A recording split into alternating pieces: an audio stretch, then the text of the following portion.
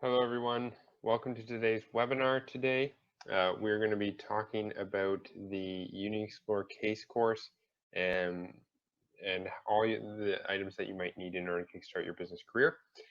Specifically, we're going to be answering a number of questions that have been asked to us that are some of the more prevalent questions that people have when it comes to the particular case course or something to do with business in general. So we're going to be going over those questions today. We're going to be answering them. And at the end of it, if are any additional questions, then we can go through those as well. Hopefully this webinar will only be lasting approximately about, say, 20 minutes today. I know that we're scheduled for a half an hour block, but I believe that I can get through the questions that people have asked in probably a bit less time. So without further ado, we're going to get started. My name is Garret McGilvery. I'm the head career coach at UniExplore, one of the co-founders. I'm also one of the head instructors for the UniExplore business case program, which we host on a monthly basis. Bit about me, just so that reference, so that everybody gets to know who is talking to them right now and why they should be listening. I have had a reasonably long career in entrepreneurial activities. I co-founded a commercial real estate crowdfunding company where we received investment capital from individuals across the United States as well as Canada and to invest in commercial real estate products.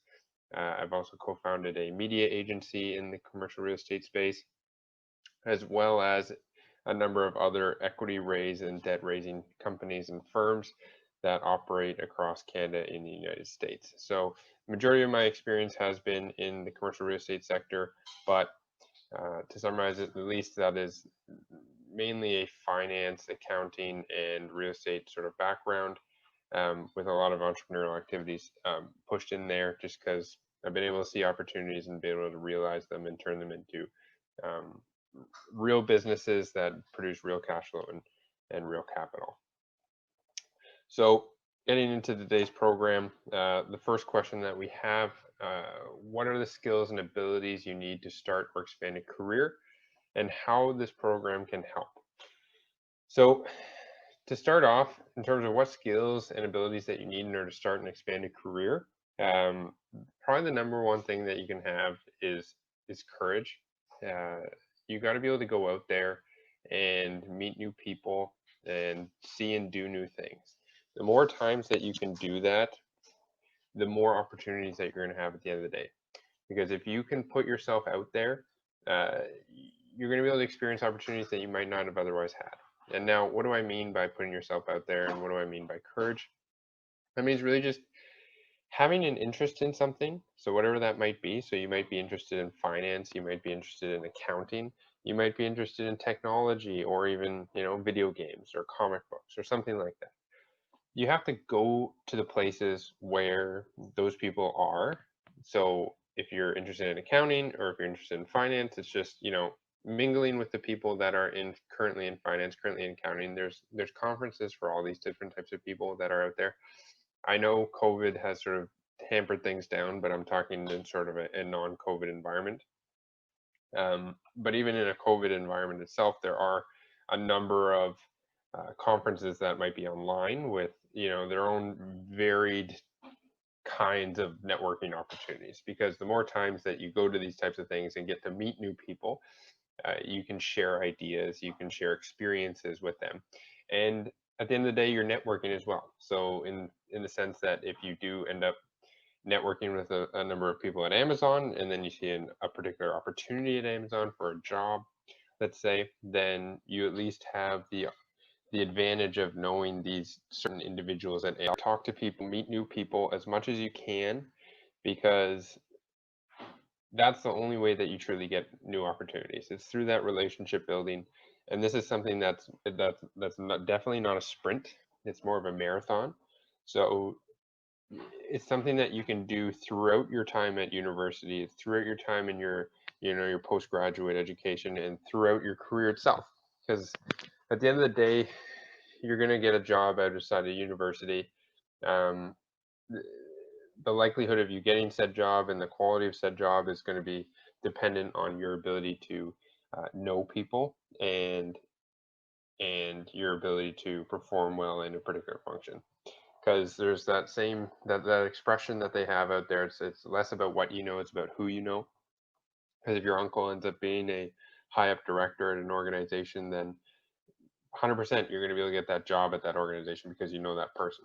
Likewise, if you started networking with a particular individual, say in second year university, and then it ends up happening that they have a job opportunity at the end of those 2 years, they're going to give you the job over and above anyone else, because as long as you have a similar level of qualifications, they're going to go with the person that they know than versus the person that they don't. Which is why networking and getting out there and meeting new people is so vitally important to basically everyone that's um, in the job market today. It is especially harder for international students because they're not as ingrained in the culture as the Canadian kids or the domestic students that are already here, because they have a little bit of a benefit of being grown up in their particular city that they're going to school in, or even just even just their particular country, because they have family that's there, they have lifelong connections to friends that are there, which are able to leverage their connections of those people's families and so on and so forth. So that's why international students might be a bit behind. So international students have to go out there and really take advantage of the time that they do have and meet and network with as many people as you possibly can. And again, like, there's different styles of networking for different people. I'm more of a group-based networking individual, so I like to go to different events and different socializing type of opportunities and get out there and meet people that way. But you know, at the end of the day, just directly messaging an individual and inviting them for a coffee or inviting them for a phone call, and then just being genuinely interested in what it is that they have to do, not necessarily having a result in mind, because the result that you're looking for is simply just to know more people. Because that's where, again, as I said before, that's where you're going to get those opportunities, that's where you're going to get those inside connections. So that's why I'm going to say the number one skill of that people need in order to start and advance their career. Now, when it comes to the business case program, how is that going to help? Like, the best part of the business case program is that you're put into particular groups with random strangers that you don't necessarily know. Those are going to be your peers that you're going to be working through business cases with. And that's a great benefit, because right off the bat, you're going to have two different groups. You're going to be meeting new people that are in potentially different schools. They're going to be in different disciplines as you. Some people might be in mathematics, some people might be in business, some might be in engineering, let's say. You're going to meet those new people, and you're going to make potentially long-term connections with those individuals. And again, these are people that are completely outside of your social network. So that by them being outside of your social network, it's an excellent opportunity to bring them into yours, because when you bring a connection inside your social network, then that opens the door for their entire social network, in the sense that you can ask for a referral or a connection or whatever it might be to somebody else that they might also know that is also particularly interesting. Um, for example, I'm going to say that I I did a case competition about, say, 7-8 years ago, with a group of 3 guys that are in the industry. I did it in real estate. I still am in contact with those people that I did that case competition with, and we've been able to do business together on the commercial real estate side, because we share contacts, we share connections, we share information. And just by going to that competition, by meeting those particular people, it's generated me a large sum of revenue, because I've been able to leverage them for particular business opportunities. But it's also given me ins to certain organizations, because they've referred me to potential job opportunities, or even just new individuals that I might not have known, except like they knew, and they'd kept them within their social circle, and they knew that it was something of interest to me. So again, at the end of the day, that's networking and meeting and knowing where people is the best thing that you can learn and do. The business case course itself is going to force you to network with your like-minded peers, as well as give you the opportunity to network with a variety of third-party panel judges that are also industry professionals in a variety of industries. So you can feel free to connect with them at any point in time throughout the case competition itself, or say the case course itself, because they're signing up with the knowledge of, these kids are going to potentially reach out to us and network with us. And again, like, you can build a connection that way too. Any opportunity that you have to build a relationship, you got to take it. So we're putting these people in front of your face, and it's your opportunity to make something out of it. Now, the second question we have: how can you be an effective analyst by working in the Canadian job environment? Number one thing I gotta say is how to be an effective analyst. You have to be open-minded, and you gotta be creative. A lot of analysts nowadays are not singularly specialists per se. They oftentimes have multiple job functions that they are particularly good at. Like, one of the number one functions that you can be good at is technology. And that's definitely something that you'd want to leverage in anything you do in an analyst-based role. And whether that analyst-based role includes things such as accounting, or it's from finance to engineering to QA, having the ability to utilize technology is something that is going to put you miles ahead of any of the competition that are unable to do that. Now, when I say using technology, I'm going to say that having the ability to utilize Excel in an advanced way. And that means using macros or using complex calculations or formulas in there to be able to build particular models. Like, that is going to put you far and far ahead of your competition. Having the ability beyond simply just adding numbers together, having the ability to format, having the ability to even develop new systems or develop new macros even per se. Like, utilizing VBA, which is a programming code for Excel, might be above and beyond what you might consider necessary, but still having those advanced level techniques for Excel is just going to, amplify your ability to do your job. It's going to make you look like a wizard to your bosses, and it's going to make things significantly easier for you.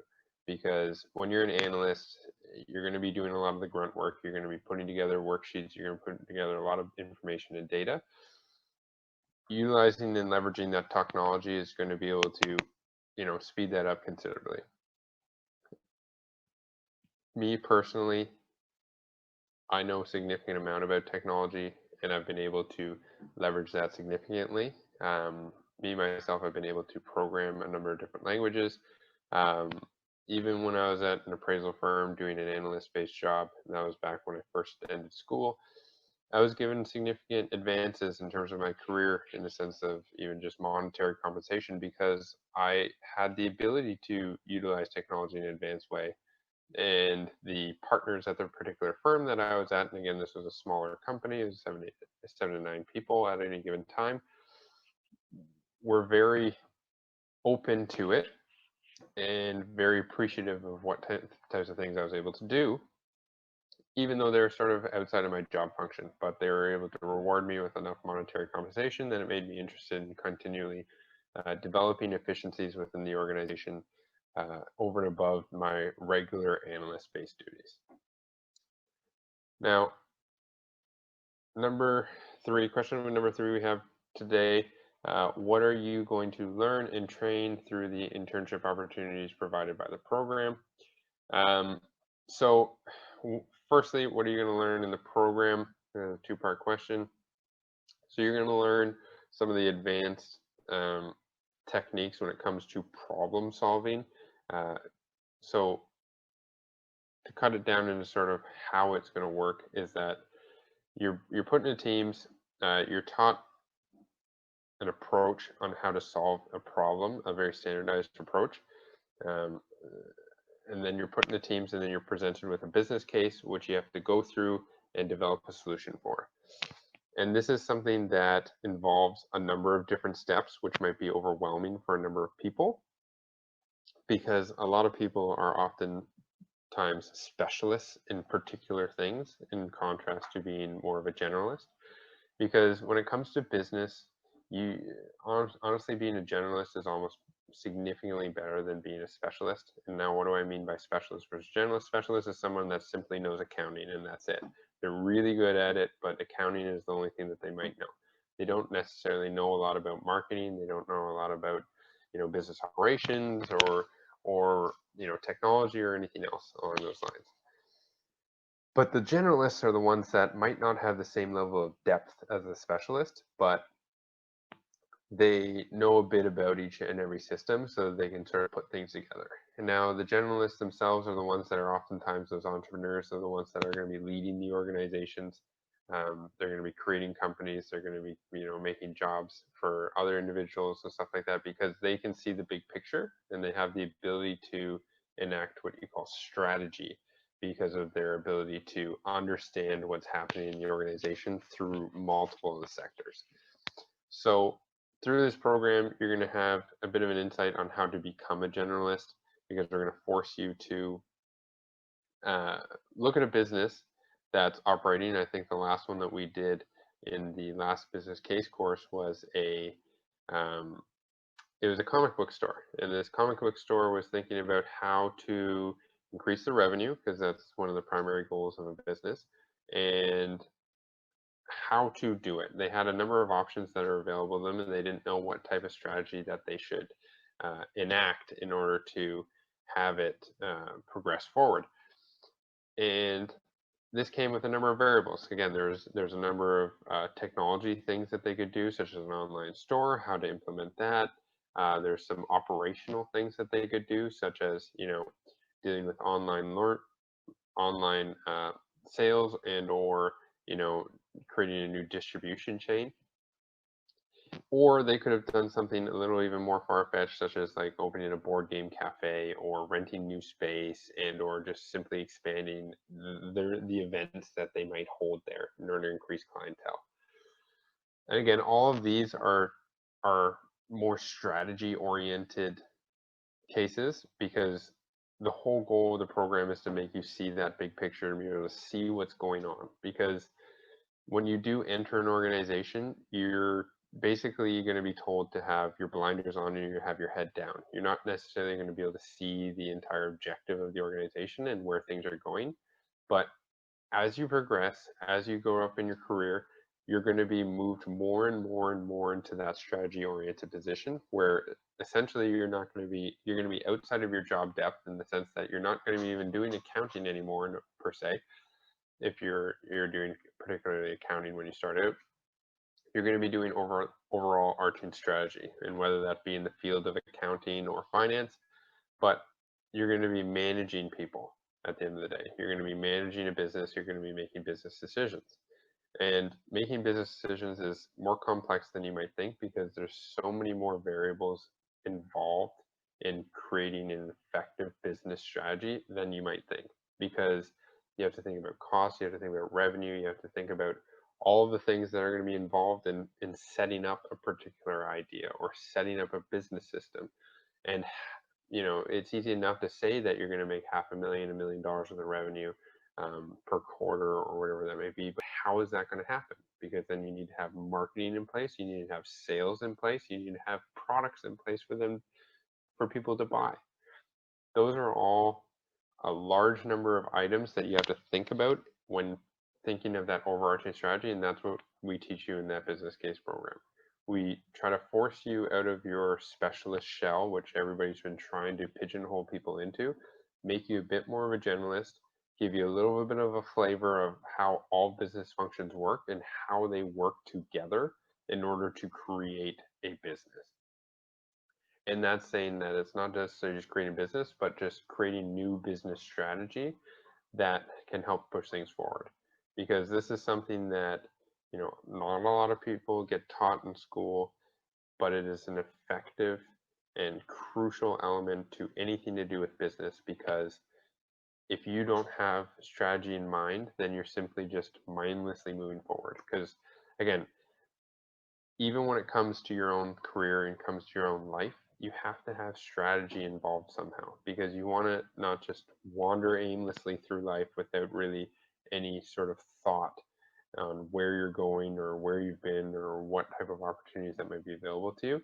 you got to have that overarching strategy. While we teach about business strategy in this particular course and how it adapts to various business scenarios, you can adapt the things that you learn in this to your own life in terms of your own career trajectory, because you obviously have to think about everything as something to do with business, because you got to be able to put a strategy down, to have a plan to make sure that you can move things forward. And again, there's opportunity costs that are involved, and there's potential benefits involved.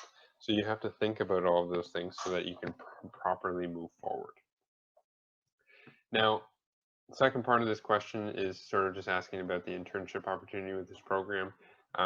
We have we're blessed with having the opportunity to provide an internship from a commercial real estate private equity fund that will give individuals a 1 to 2 month internship. There's a variety of different business functions that they have available, from sales to research to technology-based items.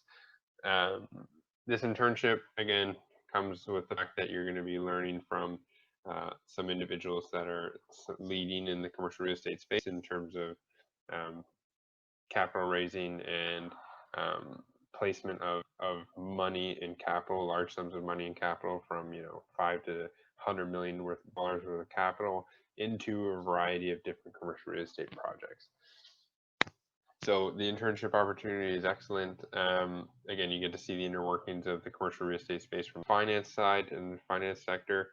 And again, it's an excellent industry to get into for a lot of different people, and it's a very healthy industry in the sense that the people that do end up going into that particular sector oftentimes have, quite good salaries, and have excellent opportunities to even move outside of it. Because at the end of the day, when you think about it, commercial real estate and real estate in general is something that's crucial to pretty much every business sector and industry, because you have to have a place to do your business. So even though Amazon might be completely online, it still in fact needs, hundreds and hundreds of thousands of worth of square feet for industrial, so that they can store all of their stuff. And that's commercial real estate. You're going to learn about that stuff.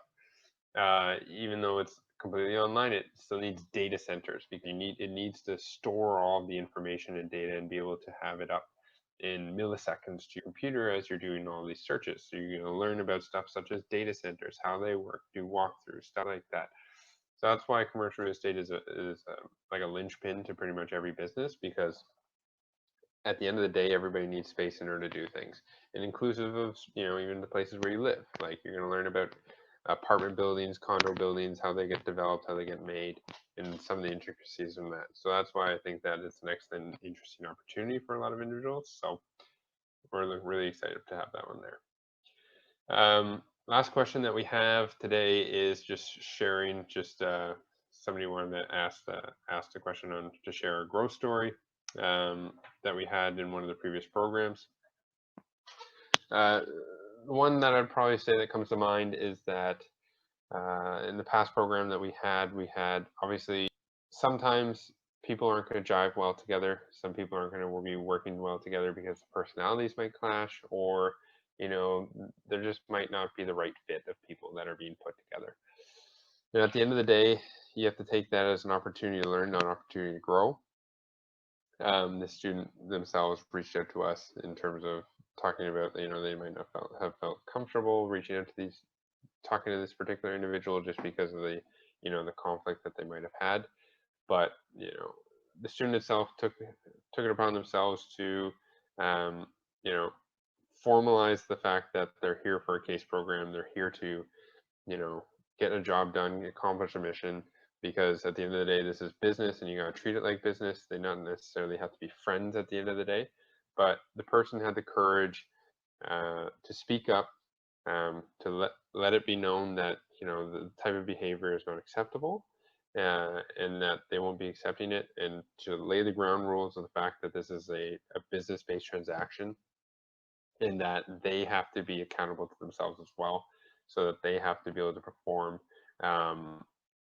at the same professional quality as you would in any business environment, because you're always going to have certain people that are catty, that are going to be not nice, let's say, or argumentative.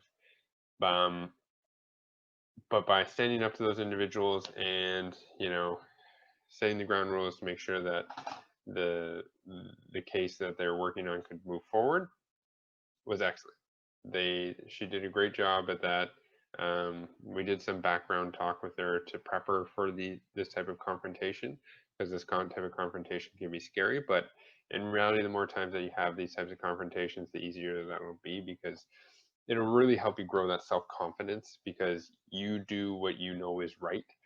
And by not standing back and letting these types of things happen, really shows the strength of the character that you have.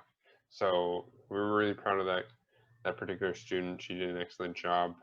Their case ended up going quite well, even after that sort of that initial headbutting that she had amongst some of the other teammates. So with that being said, that winds up our webinar for today. We had those questions. If anybody has any additional questions in regards to the case course, feel free to reach out to us. We will answer them for you. And yeah, that's it. Thank you everybody for attending, and all those that are watching this at a later date. Wish you guys all the best.